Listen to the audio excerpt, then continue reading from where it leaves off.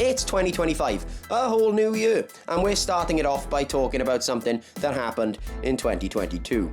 Yes, we're here today to talk about Brawl In, Brawl Out, and their overall impact on the professional wrestling industry. A surefire way to get yourself cooked by the IWC straight off the bat. Thanks for this one, Sportskeeda. Much appreciated. Please try not to get too mad in the comments though. You're here for it, and you know you are. I'm Liam from Sportskeeda Wrestling, and this is how Brawl Out changed everything for WWE and AEW.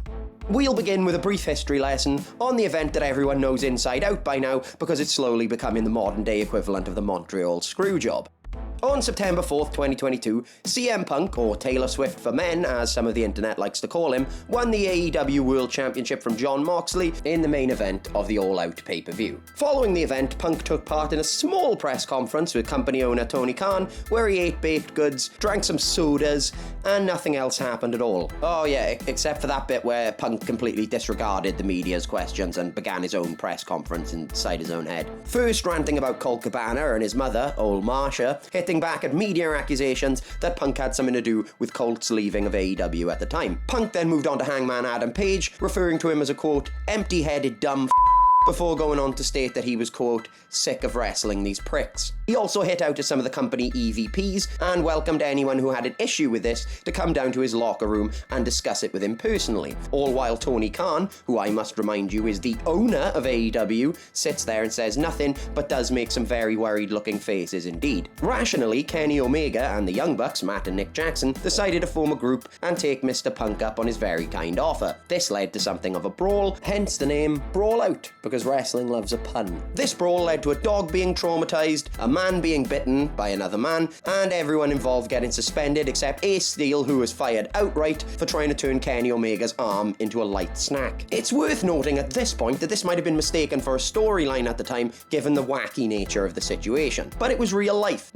and more interesting than any wrestling storyline of the time. Following these suspensions, the Elite returned to TV at Full Gear in November that same year, and Punk made his return in June 2023 after recovering from an injury. This return gave the wrestling world some good things, for example, the early days of AEW Collision, with a slightly different presentation and a recognisable theme song in Elton John's Saturday Night's Alright for Fighting. It also gave the wrestling world some bad things, such as the sequel brawl, Brawl In, which took place at All In London 2023, the biggest wrestling show that the UK had seen since SummerSlam 1992, although Clash at the Castle was pretty close, shout out to Wales. Now we'll go through this again, but briefly for the sake of us all. Here we go. Jack Perry backstage disagreement over real glass. Real glass used anyway. Perry says, real glass, cry me a river to the camera. That's pretty tame so far. Perry then returns backstage, where he and CM Punk get into a disagreement. And this is where it starts to get a bit medieval. A fight erupts, leading CM Punk to choke Perry out, with owner Tony Khan looking on, stating that he,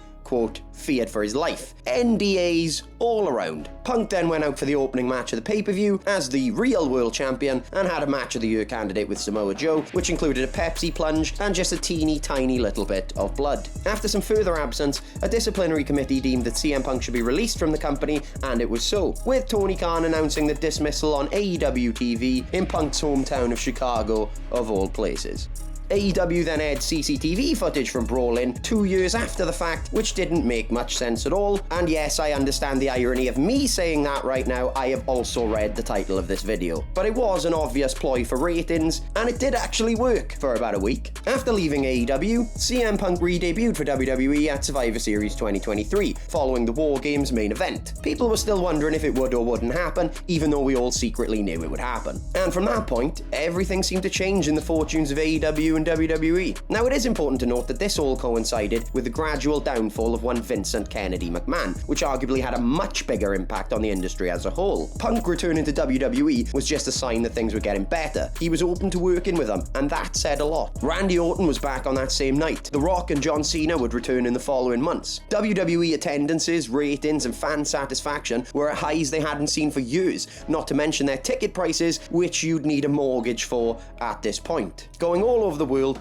wrestling in front of raucous sellout crowds. They also signed a big money streaming deal with Netflix for their weekly programming and content library.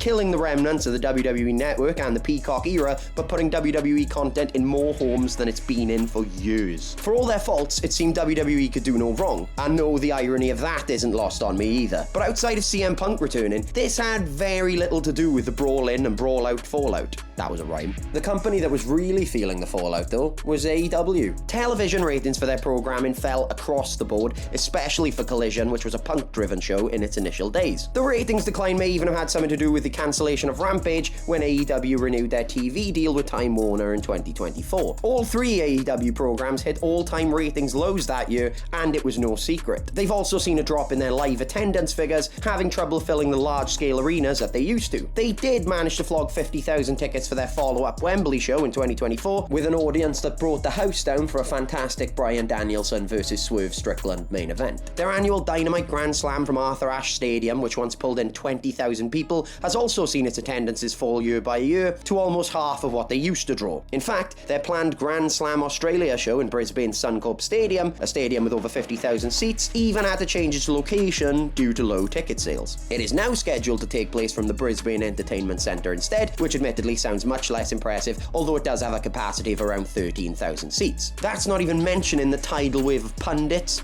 journalists, industry peers, podcasters, YouTubers, and fans who torch them every single week, with everything from their business decisions, to their creative, to their presentation, to the quality of their talent, to how much they allegedly pay said talent. And that's without even mentioning the video game, AEW Fight Forever, which was a multi-million-dollar expense with diminishing returns. They even had to take CM Punk off the initially planned cover following his dismissal from the company, but they did leave him in the game as a playable character. They also left Cody Rhodes in the game, who had already returned to the WWE back in 2022, which again should say a lot about this process. Is it fair to say that Brawl In and Brawl Out or any of their subsequent fallout were fully responsible for this downfall? No, not at all. There are lots of other factors at play, including potential genre fatigue, or perhaps presenting a product that's just too niche for mainstream audiences. But it's a little naive to think that a real-life series of brawls, which led to the dismissal of the biggest name in the company, wouldn't have something of an impact on overall business in the long run, all things considered. AEW brought CM Punk back to wrestling, and that was a big achievement. He was still very popular. He did a lot for them. He brought eyes to their product, asses to their seats, and money to their pockets. He even played a part in them drawing their first $1 million